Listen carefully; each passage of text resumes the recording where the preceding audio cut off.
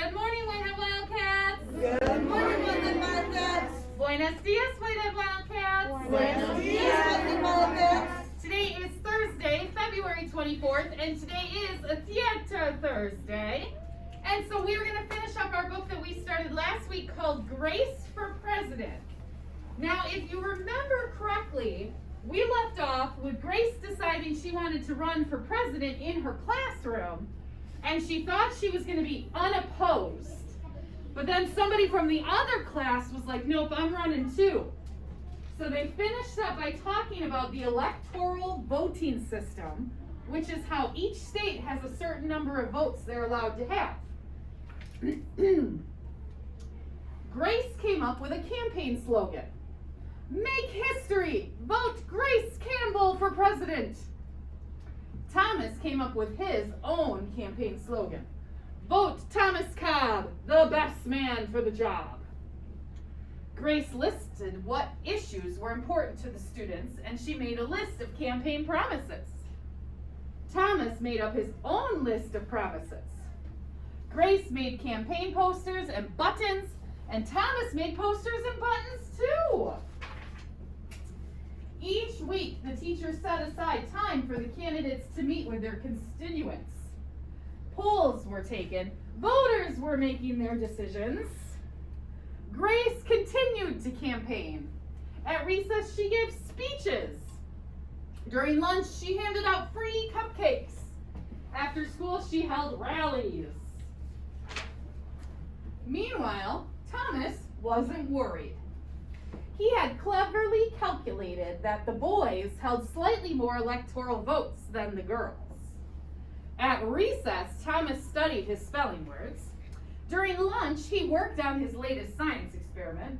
And after school, he played soccer. Even before the election, Grace made good on her promises. She joined the safety squad. She organized a school beautification committee. And she volunteered her time in the school cafeteria. In early November, Woodrow Wilson Elementary hosted a special Election Day assembly. Grace and Thomas took their places on stage as the school began to play. Henry was the first representative to approach the microphone. The Yellowhammer State of Alabama casts its 9 electoral votes for Thomas Cobb.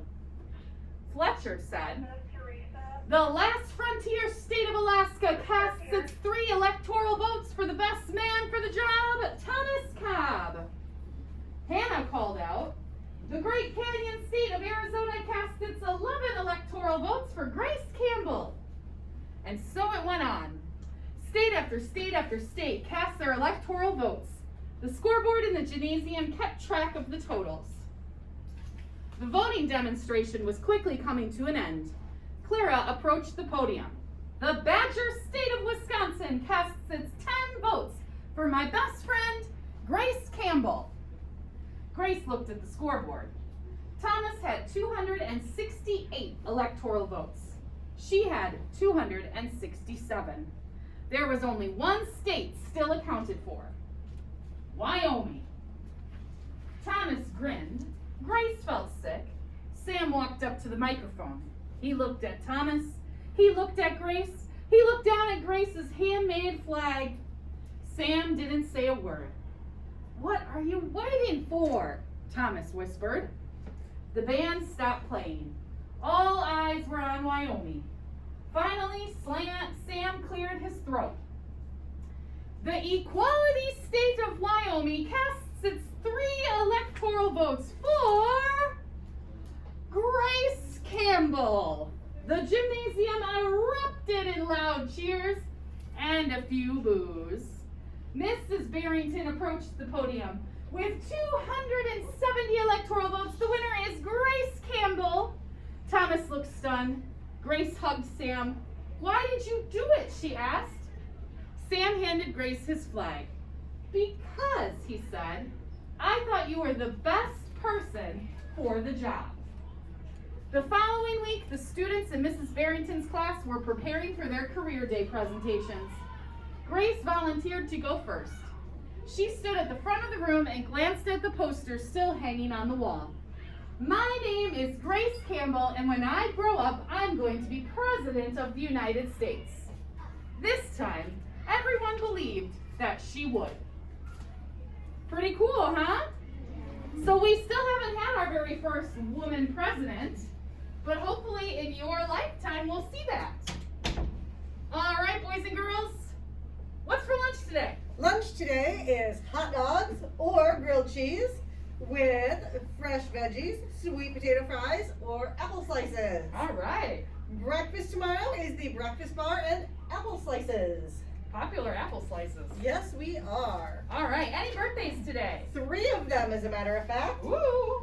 We have 4th grader Jeremiah Brown, 5th grader Brandon Cedeno, and 1st grader Leo Velasquez. Happy birthday, guys! Happy birthday, guys! Make sure you come on down to the office for your special surprise. All right, boys and girls, let's stand up for the pledge in English.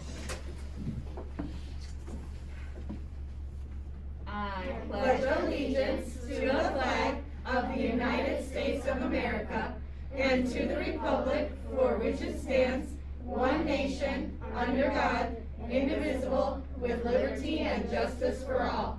All right, stay standing for that Whitehead Creed. We are the Whitehead community. We honor and respect each other.